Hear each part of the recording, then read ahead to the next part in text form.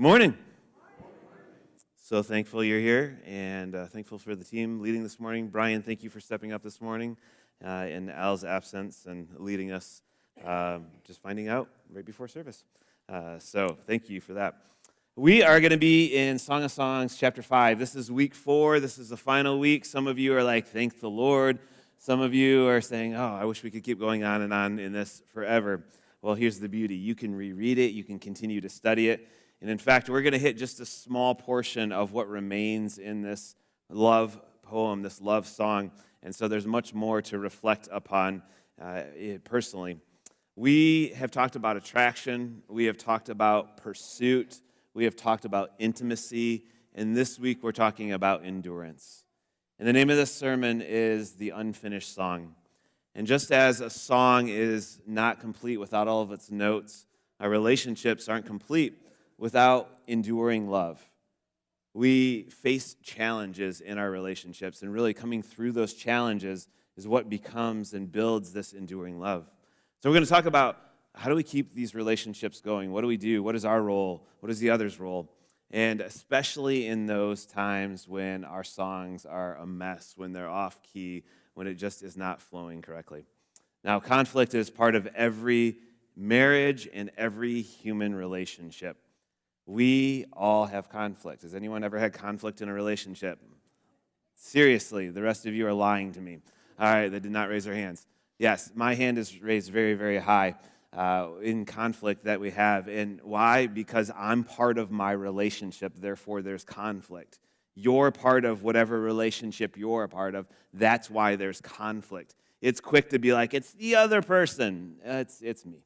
Like we'll talk a lot about that today. And for every person here, it is really important to note that your conflict that you've experienced in life is unique and yet similar. Like, I've not experienced the exact same conflict you have. You've not experienced the exact same conflict that you have, but there's similarities in that conflict. There are common roots. And your story and your experience matters. And I want to say that I am sorry for the pain caused in relationships. And this is some of the deepest pain that we experience as human beings, is this relational pain. And so as I'm talking about conflict today, you may feel that tinge of like, oh. And you may say, but what about? But what about? And these are great paths for you to continue to pursue. There is healthy conflict and there is unhealthy conflict. Healthy conflict seeks open communication, mutual respect, and a focus on resolving whatever that issue is constructively. And healthy conflict has this beautiful opportunity to sanctify us, to mature us, and to grow us to be more like Christ. Because we're looking at ourselves of how am I contributing? How am I a part of this? Now, unhealthy conflict is very different. It uses power and control, and it deliberately harms or manipulates another person. And when I speak of conflict today, I'm speaking more so of the healthy conflict that's within every relationship, not a manipulative, abusive type of conflict that you can have, whether that be physical or emotional or mental or spiritual. And I want to encourage you is that if that's the type of conflict that you're in right now, that you would share that with someone, that you would go to a safe friend or pastor or counselor or person around you and help get that help that you need. Because conflict, when it's healthy, is not something to run from. The other type of unhealthy conflict, that is something to push back and say, okay, we need to involve other people in this to work through this. But healthy conflict can really strengthen your relationship. Your love can grow through conflict. Before I was married, I remember I had a conversation with someone in what is now the Ark, and he was visiting a common friend of ours. And he said, I just got married. And he said, what I've realized is that marriage has now pointed out every selfish area and every pain point in my life. And he said, now I'm determining whether or not I'm going to deal with these realities. And there he was in the middle of this new marriage, highlighted all his selfish areas, all his pain points, and then the same with her selfish areas and her pain points, and they're trying to build this world together. What do you do with it? Do you ignore it? Do you just push through it? Do you just keep going? Or do you work at it and work through it? Because it's not just about getting through these things, but rather it's about what we do with these pain points, these conflict areas. A few weeks ago, I sat in a doctor's office, and an older gentleman sat down next to me, and we began having a conversation. And he told me that recently his wife had just passed away. And so I asked him how long he'd been married, and he said for over 50 years. I said, what made it work? What gave that longevity, that endurance through it? And he looked at me like it was the dumbest question in the world. He just said, we just got along. What he did not say to me was, we never had conflict, it was perfect. He just said, we just got along. Like they made that choice to get along. So I want to do a quick survey here of who's here. If you're able, if you have been or you were married for 30 or more years, would you stand this morning? So you've been married or you were married for over 30 years. All right, this is awesome.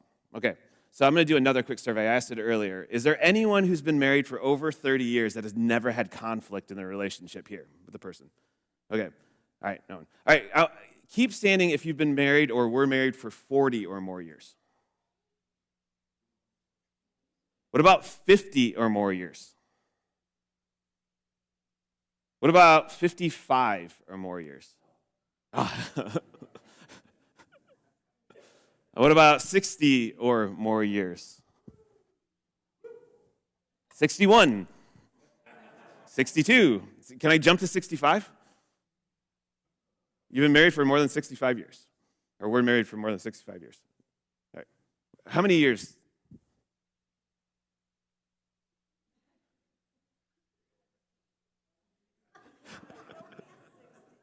We'll be 63. 67. Norma, how many years were you married? 66. That is, let's give all of them a round of applause. Can I come to you and ask you a question, even though I'm right here with the microphone? Absolutely. Same question. What has made it work? You can take the microphone. And we made a commitment, and it was not always easy, but we worked through it. You worked through it. With God's help. With God's help, absolutely. You got along. Yeah, there you go. Yep, made that choice. Norma, can I come ask you, what made the 66 years work? What was it?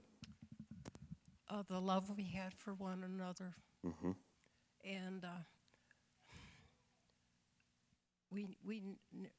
if we got mad at one another, we always made up in a certain way.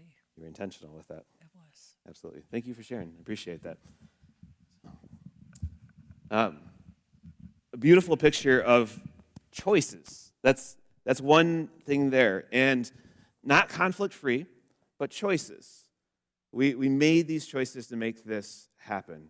And endurance is a result of lovingly moving through conflict. Every marriage, every dating relationship, every friendship, every work reality, it's this choice. And so I want to encourage us today to think of conflict that we have around us as a flashpoint or a spark. Think of a fire. When conflict arises, you have a choice. You either throw gasoline on it, and what happens when there's a spark or a flashpoint there? Right? Or you can throw water on it. There's a difference when it comes to conflict, and we individually have that choice. We throw the gasoline, escalating it, creating more harm, or throwing water on it, calming the flames, giving space for healing, and the choice is mine in the relationships around me. Let's look at Song of Songs, chapter 5, verse 2. We're going to start there. And I want you to note right off the bat that conflict comes right after the most intimate part in this love song. They're at the highest of highs. Everything is great. And then all of a sudden it goes to conflict. Like, oh, man, things were so good. She says this in verse 2. I slept, but my heart was awake. Listen, my beloved is knocking. Open to me, my sister, my darling, my dove, my flawless one. My head is drenched with dew, my hair with the dampness of night. So what is happening here? Well, he's here, he's back home, but he's locked out. He's like, hey, baby, I'm back from work. Remember how I leapt across the mountains and I bounded over the hills and you were so excited to see me? I'm here. I'm knocking on the door. You locked me out. Remember how those times how you were so excited to hear my voice?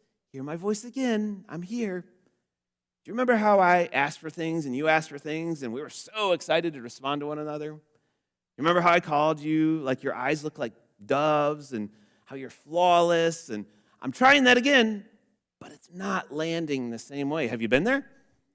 Right? You're trying those same things. You're like, this is not working. He's like, hun, hello. She says this in verse 3. I have taken off my robe. He's like, okay. Must I put it on again? Nope. I have washed my feet. Must I soil them again? So he's home. He's thinking about a certain thing. What has happened previously? He's also late. He didn't call. He didn't communicate. He didn't say what was going on. And she is showered, and she's in her PJs. She's reading a good book. She's cuddled up with her best blanket. And this is like the biblical way of being like, I have a headache. Go away from me, right? This is what she's saying. This is a flashpoint moment. What is the man going to do? Is the man going to react with the gasoline, or is he going to respond with the water? These moments you may have already had this morning. You may have them this afternoon. You've had them. What is it going to be? Is it going to be a reaction, or is it going to be a response? So he could react. He could be angry. He could be, let me in, pounding on the door. He could be saying all sorts of things, shaming, like, I can't believe you would lock me out, or you never, or you always.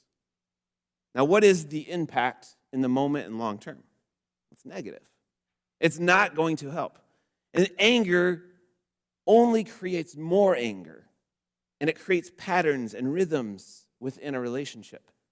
And pride enters in. He could be pounding on the door, being like, I worked so hard, and on and on, with no good. The goal of reacting is to win. And oneness is not the outcome that will come from it. Both attack, or one attacks and the other feels attacked, and there is a problem building, and no one feels safe or secure or special. Now, this is not what the man in the song does. He responds. He instead puts the bucket of water on that flashpoint, on that spark. He knows that love will cover a multitude of sins, a multitude of brokenness. He preserves the oneness, and he's working towards safety and security and feeling special. See, in verses 2 and 3, he uses words that he's used previously. He says, my darling, my dove, my flawless one. And then in verse 4, he does something. She says, my beloved thrust his hand through the latch opening, and my heart began to pound for him. Now, there's all sorts of interpretations that people go through with this. But whatever it is, he's trying to overcome a barrier. There's a barrier. There's a physical barrier of a door that's being described here. And it could be an emotional barrier that's dooring them off from one another. It could be tension that's there. Like we've sat in those, right, in our relationships. It's like just this unspoken tension where you're like, ugh. Like it just feels sick. But he's not demanding. He's present. He doesn't press the issue or get angry. He doesn't guilt or manipulate. And it reminds us that Jesus, too, does not guilt or manipulate. In Revelation 3:20, there's another similar passage where Jesus said, here I am. I stand at the door and knock. If anyone hears my voice and opens the door, I will come in and eat with that person and they with me. He's not shaming. He's not manipulating. He's not coming out of anger. He's giving the other person. Jesus gives us the opportunity to respond. The man in the song gives the woman an opportunity for a response. I once heard someone say, in a conflict, you need to draw a circle around yourself. In that conflict, you just need to have that circle around yourself. And you need to focus on what is inside that circle. That's me. See, I work on me, my words, my thoughts, my actions. And that everything outside that circle, I pray for. I allow God to do the work. It doesn't mean I ignore or I stay out of or I don't speak into, but I focus the attention on what's inside the circle. Because I can't change my spouse. And you can't change yours, even though you may still be trying. But God can. God is the one who brings about change. And outside the conflict, you can have conversations with one another about things, right?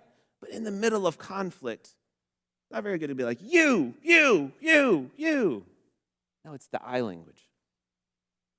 We talk about how I feel such and such. But what's inside that circle? And we pray and we ask God to do a work outside of that circle. And so we ask ourselves the questions inside of conflict. How am I contributing to this conflict? And what can I do to bring peace within myself and peace in this relationship? And this isn't just a marriage principle. This is something that both Joanna and I are radically learning as parents. In the last few years, we have, in a sense, drawn a circle around ourselves. And when there's a situation with our kids, how am I responding to them? How am I speaking? What am I thinking? And it's been amazing how God has done a work on our kids when we've not projected our own anxieties on them. Of course, we talk about things. Of course, we talk about situations.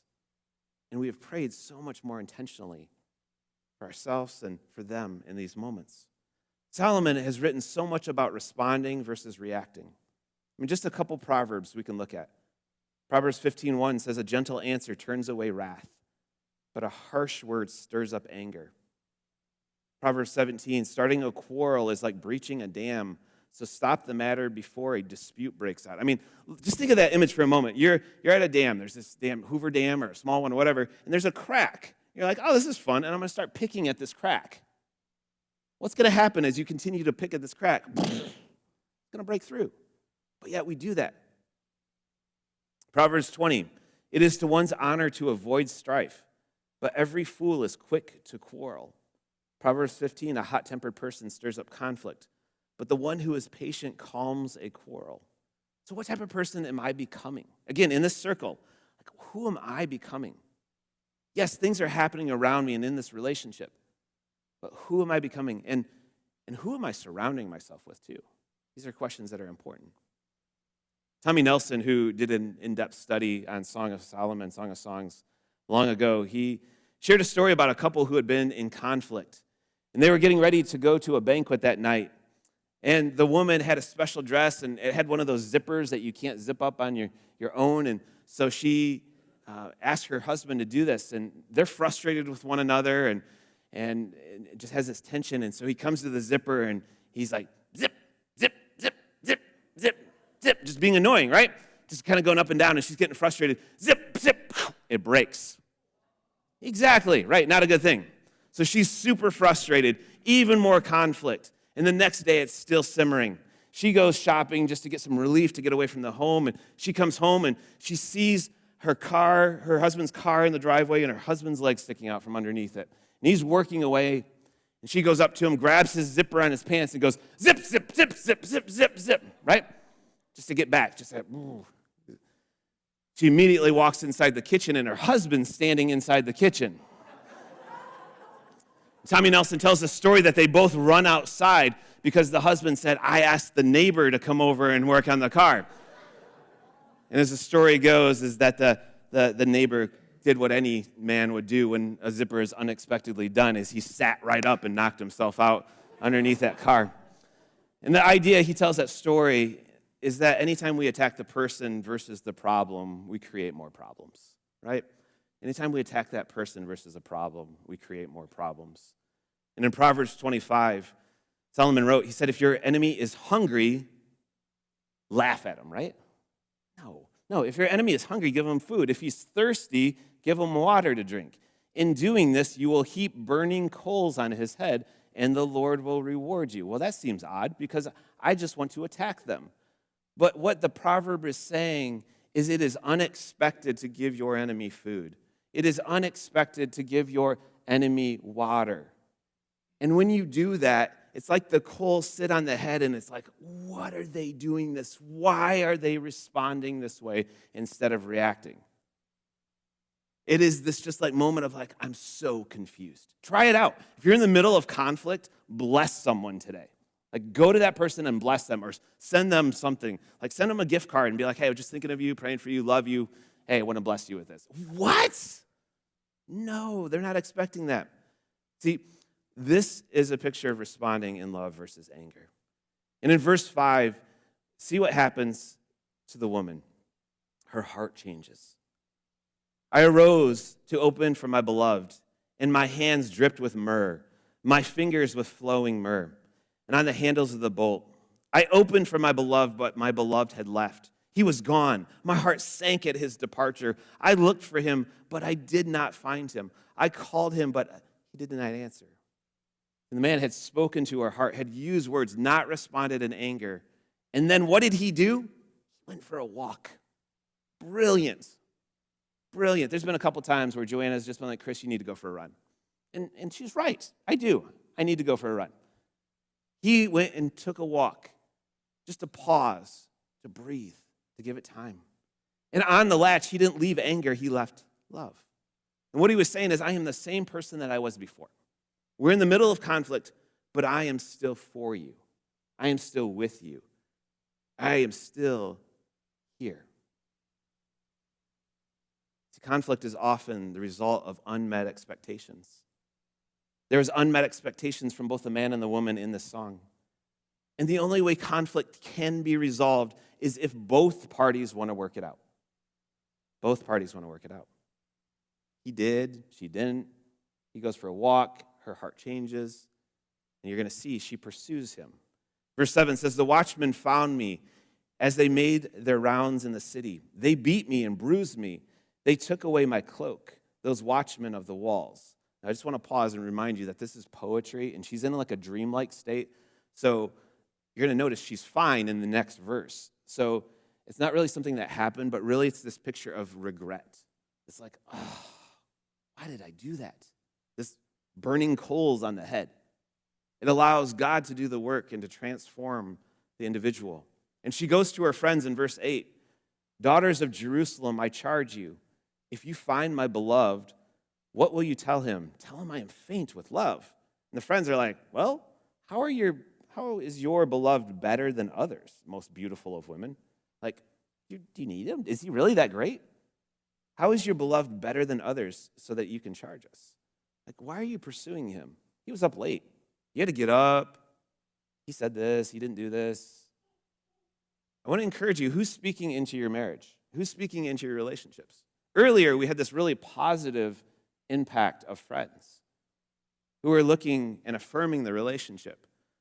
But on the flip side, you need to be very careful of the people that are around you.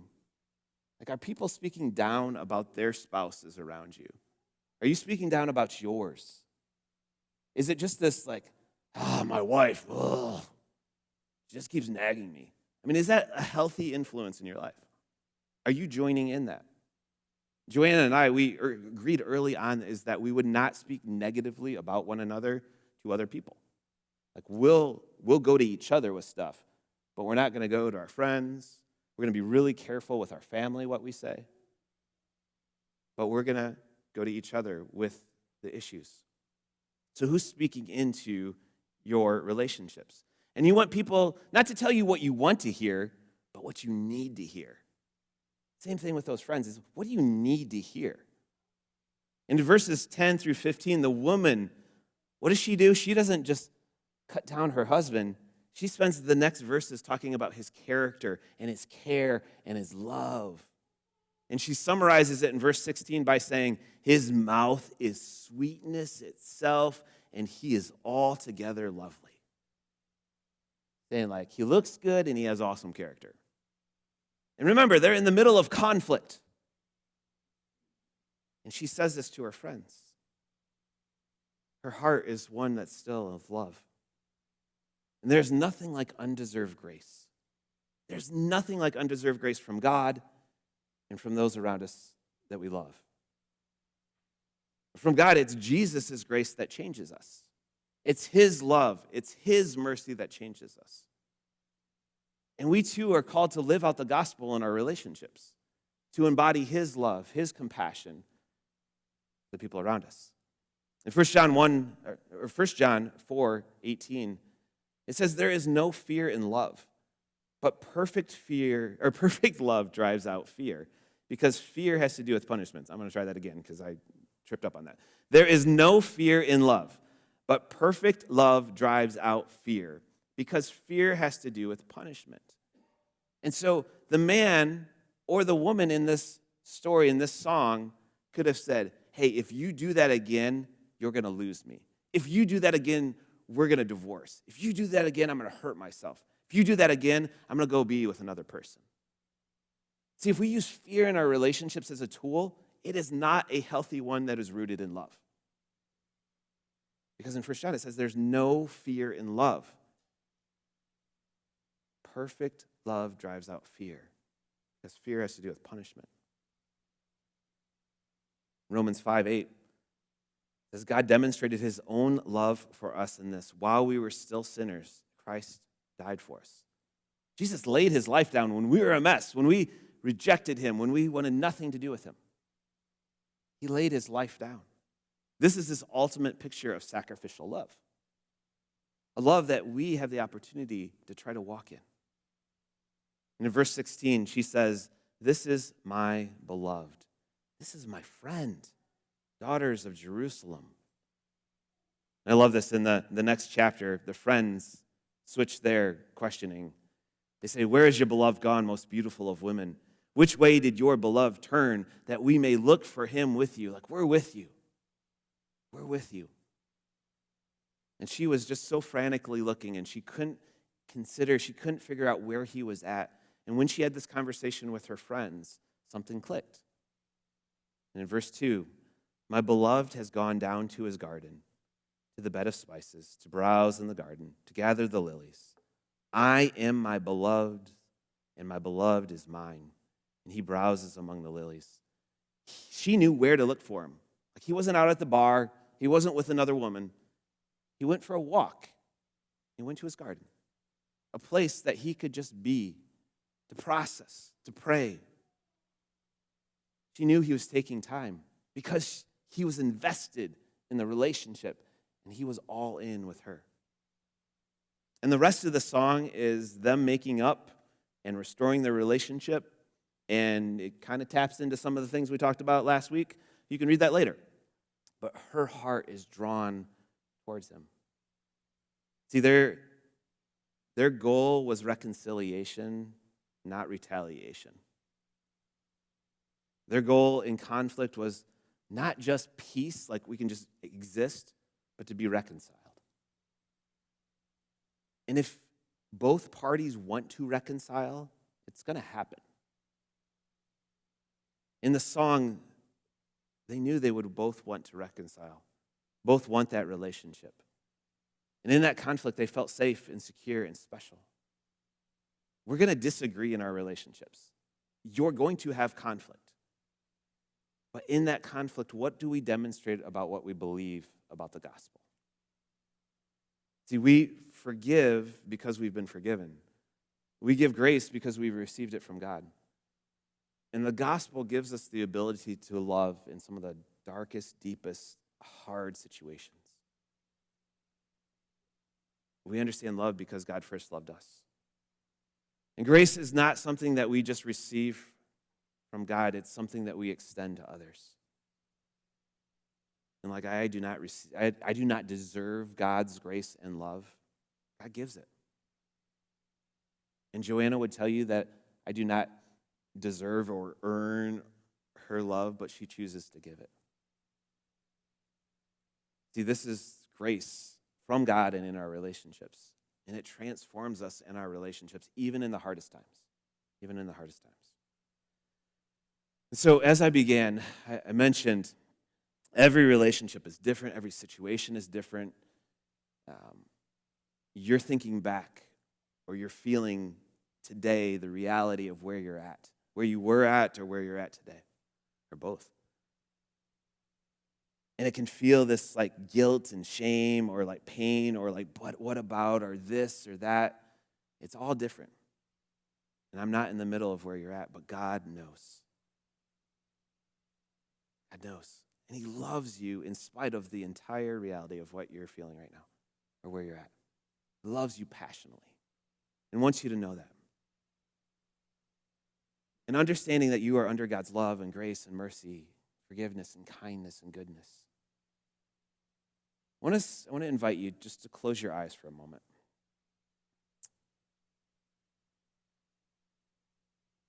I want to invite you to maybe try to summarize the thoughts you have or your feelings in a sentence or in a couple words or in a word.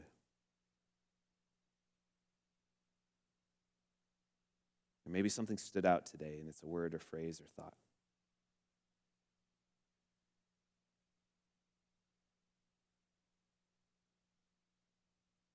And I want to invite you, again, as if you're sitting before the Lord, because we are.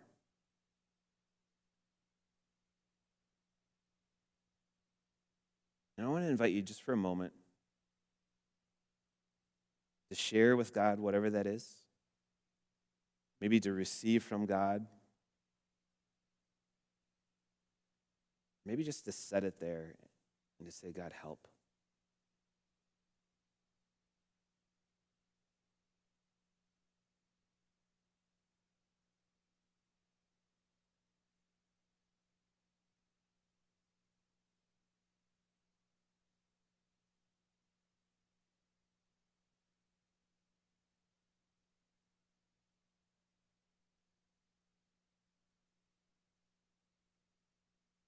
And two, as you rest in the presence of God,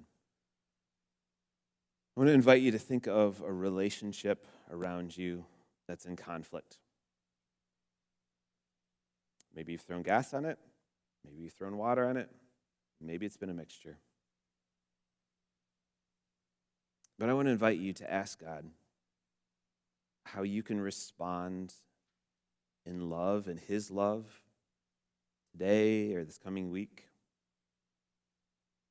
That how his grace can help guide you in the midst of that conflict. Would you just take a moment to think of that conflict and to ask God for that grace and that love from him to navigate it?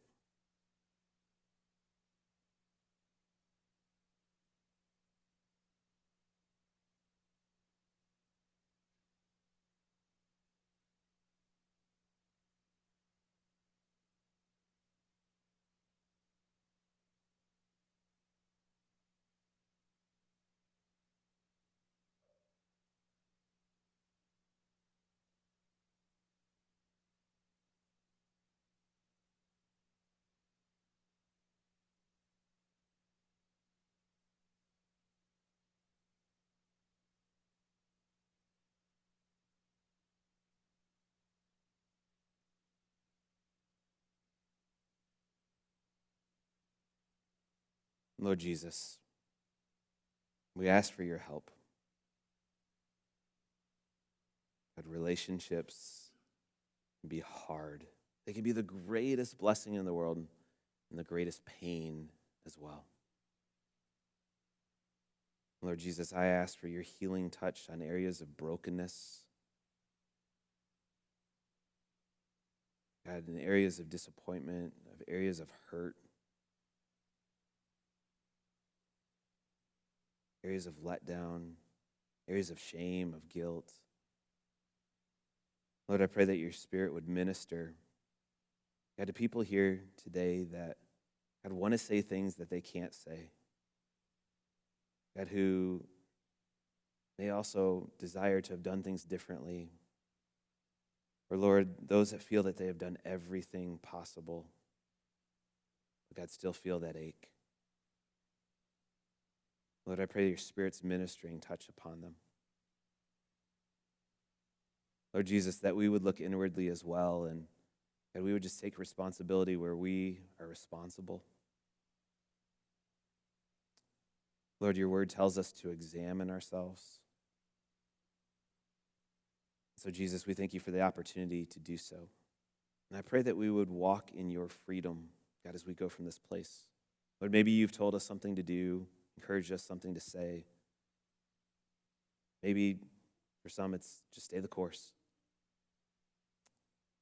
But Lord, as we come to your table, as we come to receive these elements, God, you laid your life down for us while we were still sinners.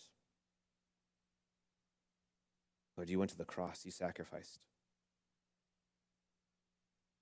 God, reminding us of the greatest love when you gave your one and only Son.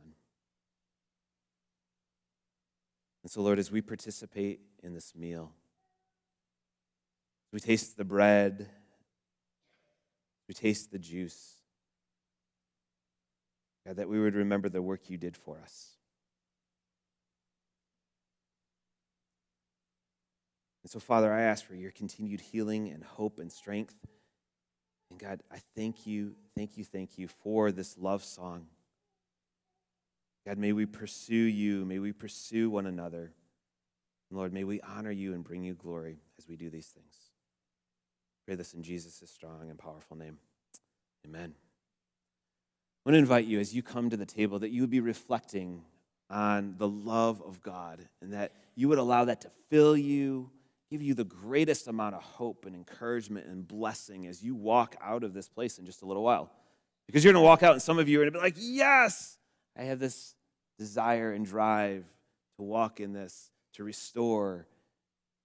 And some, it's going to be a beautiful restoration, and for some, it's just going to be brokenness still. And continue to walk in the ways of the Lord. Continue to honor him. Continue to look at that circle that you're in and pray for everything outside of that. So as you come, may you come with hearts of gratitude. I'm going to invite you, as you're ready, to come, and we'll take this together as a family. So come and receive, and then take it back to your seats, and Nick will lead us through in just a moment.